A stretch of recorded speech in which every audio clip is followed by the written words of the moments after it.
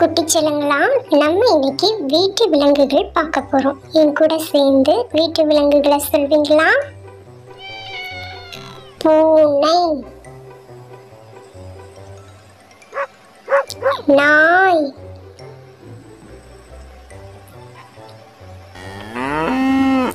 பசு,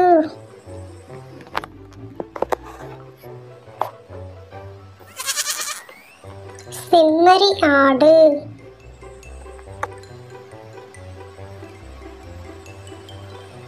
முயல்,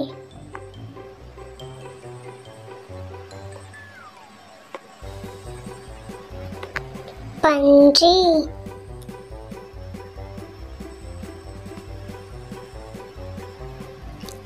எலி,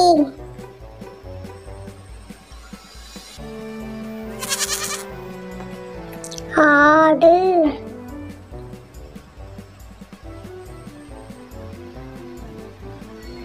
கிளி,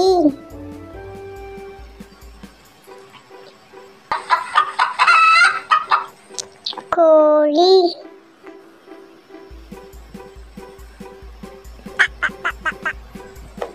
வாத்து,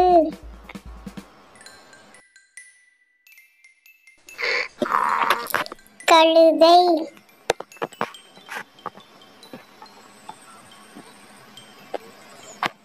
எருமை,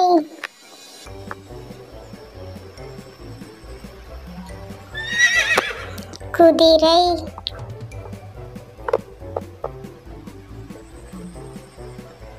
உங்களுக்கான வினா, வீட்டு விலங்குகள் என்றால் என்ன? ஆன்சர்: மனிதர்களாகிய நம்மை சார்ந்து வாழக்கூடிய விலங்குகள் தான் வீட்டு விலங்குகள் அப்படின்னு சொல்லி சொல்றோம். இந்த வீட்டு விலங்குகளை செல்ல பிராணிகள் அப்படின்னு சொல்லலாம். ஃப்ரெண்ட்ஸ், காடுகளில் வாழக்கூடிய விலங்குகளையும் அவற்றை பற்றிய சுவாரஸ்யமான தகவல்களையும் சொல்ல போகிறேன். கவனமாக கேட்பீங்களா?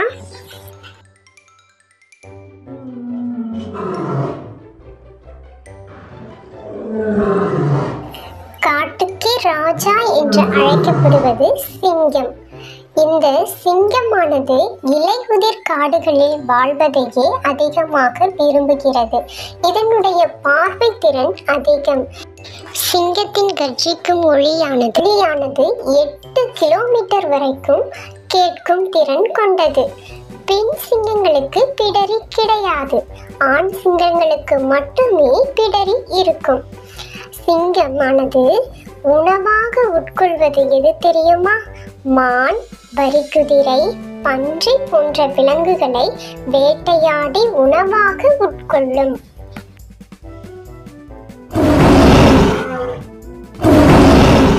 நம் தேசிய விலங்கு புலி. பதுங்கி இருந்து வேட்டையாடும் திறன் கொண்டது இந்த புலி. உங்களுக்கு தெரியுமா? மரங்கள் மேல கூட ஏறி வேட்டையாடும் சில நேரங்கள்ல. காட்டெருமை, மான், முயல் போன்ற தாவர உண்ணிகளையே விரும்பி சாப்பிடும். மணிக்கு 65 கிலோமீட்டர் தூரம் ஓடும்.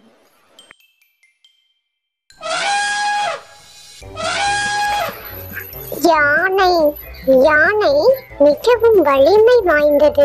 நிலப்பரப்புல வாழக்கூடிய உயிரினங்கள்லேயே மிகப்பெரிய ஒரு உயிரினம் யானை தான்.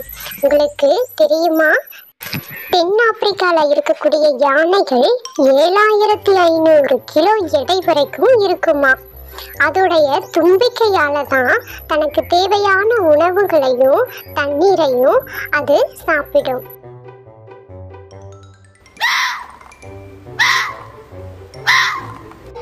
அடுத்து நம்ம பார்க்க போறது நரி.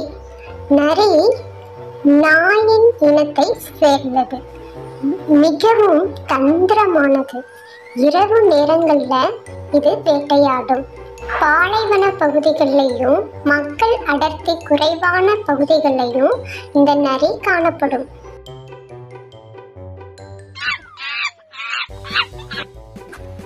அடுத்து நம்ம பார்க்க போறது யாருன்னா குரங்கு. இந்த குரங்கு ரொம்ப சுறுசுறுப்பானது. இந்த குரங்கு பழங்கள், காய்கள், தானியங்கள், பூச்சிகள் இவற்றை தான் அதிகமாக சாப்பிடும். உங்களுக்கு குரங்கை பற்றி இன்னொரு விஷயம் தெரியுமா? குரங்குக்கு 2 மூளைகள் இருக்காமா. ஒரு மூளை தன்னுடைய உடலை செயல்படுத்துமா, இன்னொரு மூளை தன்னுடைய வாளை செயல்படுத்துமா. அடுத்து நம்ம பார்க்க போறது யாருன்னா வரிக்குதிரை. இந்த வரிக்குதிரை வெள்ளை மற்றும் கருப்பு வரிகளை கொண்டு இருக்கிறதுனால இதை வரிக்குதிரை அப்படின்னு சொல்லி தமிழ்ல அழகா சொல்றோம். இந்த வரிக்குதிரை ரொம்ப வேகமா ஓடும், கூட்டமாக தான் வாழக்கூடியது. தனித்து எப்பயுமே இருக்காது, கூட்டமாக தான் இருக்கும். உங்களுக்கு தெரியுமா, வரிக்குதிரை நின்றுக்கிட்டே தூங்குற தன்மை அதற்கு இருக்கு. உங்களுக்கு தெரியுமா, வரிக்குதிரைக்கு இருக்கக்கூடிய அந்த வரிகள் ஒவ்வொன்றுமே ஒவ்வொரு வரிக்குதிரைக்குமே வேறுபட்டு தான் இருக்கும். குறிப்பா நம்மளுடைய கை ரேகைகள் எப்படி ஒவ்வொருத்தருக்கும் வேற மாதிரி இருக்கோ அது போலதான் இந்த வரிக்குதிரைகளுக்கும் அதனுடைய அந்த வரிகள் வேறுபட்டு இருக்கும்.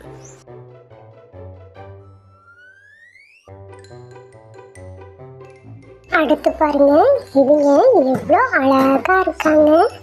இவங்க பேரை கண்டுபிடிச்சிட்டிங்களா? இவங்க தான் மான்.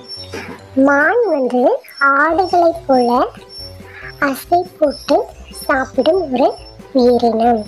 சாப்பிட்டதையே மறுபடியும் தன்னோட வாய்க்கு கொண்டு மறுபடியும் விழுங்கும். அப்படிப்பட்ட ஒரு உயிரினம் தான் இந்த மான். உங்களுக்கு தெரியுமா, ஆண் மான்களுக்கு மட்டும்தான் அழகான கொம்புகள் இருக்கும். பெண் மான்களுக்கு அந்த கொம்புகள் இருக்காது அல்லது தெரியாது. அடுத்து நம்ம பார்க்க போறது யாருன்னா முதலை. இந்த முதலை ஊர்வன இனத்தை சேர்ந்தது. இதனுடைய பார்வை திறன் மிகவும் அதிகம், மிகவும் வேகமாக செயல்படும். உங்களுக்கு தெரியுமா, முதலையை நீரிலும் வாழும், நிலத்திலும் வாழும். நிலத்துல விட அதுல நீர்ல தான் அதனுடைய வேகம் அதிகமா இருக்கும். அடுத்து நம்ம பார்க்க போறது பாம்பு. இந்த பாம்புகள் இந்தியாவில் 230 வகையான பாம்புகள் இருக்காம். ஆனா பாம்புகள் நச்சுத்தன்மை உடைய பாம்புகள், நச்சுத்தன்மை இல்லாத பாம்புகள் அப்படின்னு சொல்லி 2 வகையா பிரிக்கலாம். இது பூச்சிகள், ஊரும் சின்ன சின்ன உயிரினங்கள் இவற்றை உணவாக உட்கொள்ளும். இந்த ராஜநாகம் பாம்பு தன்னுடைய குட்டிகளையே உணவாக உட்கொள்ளுமா. அவ்வளோ கொடிய பாம்பா. அடுத்ததான் நம்ம பார்க்க போறது ஒட்டகம். இந்த ஒட்டகம் பாலைவன பகுதிகளில் தான் அதிகமா இருக்கும். ஒட்டகத்தின் அந்த திமிழ் பகுதியில 45 கிலோ எடை தண்ணீரையும் தனக்கு தேவையான உணவையும் சேர்த்து வைத்துக் கொள்ளும் திறன் கொண்டது. உங்களுக்கு தெரியுமா, 200 கிலோ எடையை கொண்டு பயணிக்கக்கூடிய ஒரு உயிரினம் இந்த ஒட்டகம். ஒட்டகத்தை பாலைவன கப்பல் அப்படின்னு சொல்வாங்க. குட்டிச்சலங்களா, ஒட்டக சவாரி நீங்க போயிருக்கீங்களா? அடுத்ததான் நம்ம பார்க்க போகிறது ஒட்டகச்சிவிங்கி. இந்த ஒட்டகச்சிவிங்கி ஆப்பிரிக்காவில் அதிகமாக காணப்படுது. மிக உயரமான விலங்கு அப்படின்னு சொல்லி இந்த ஒட்டகச்சிவிங்கியை சொல்லலாம். இந்த ஒட்டகச்சிவிங்கிக்கு நீண்ட கழுத்து இருப்பதனால இது உயரமான மரங்களில் இருக்கக்கூடிய இலைகளை உண்பதற்கு உதவியாக இருக்கு. இந்த ஒட்டகச்சிவிங்கியோட கண்கள் பார்வை மிகவும் கூர்மையாகவும் தெளிவாகவும் இருக்குமா. வேட்டையாட வரக்கூடிய விலங்குகளை தூரத்தில் இருந்தே கண்காணிக்கும் திறனும் கொண்டதா இந்த ஒட்டகச்சிவிங்கி இருக்கு. அடுத்ததான் நம்ம பார்க்க போறது ஓநாய். இந்த ஓநாய் பார்க்கவே ரொம்ப பயமா இருக்கும். அப்போ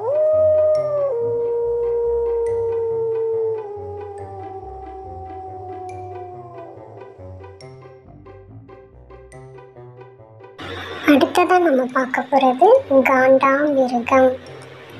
காண்டாமிருகத்தை இந்தியாவில் மூக்கு கொம்பன் அப்படின்னு சொல்லுவாங்க. அதாவது ஆசியாவில் இருக்கக்கூடிய இந்த காண்டாமிருகங்களுக்கு ஒற்றை கொம்பு கொண்டதாக தான் அதிகமாக இருக்கும்.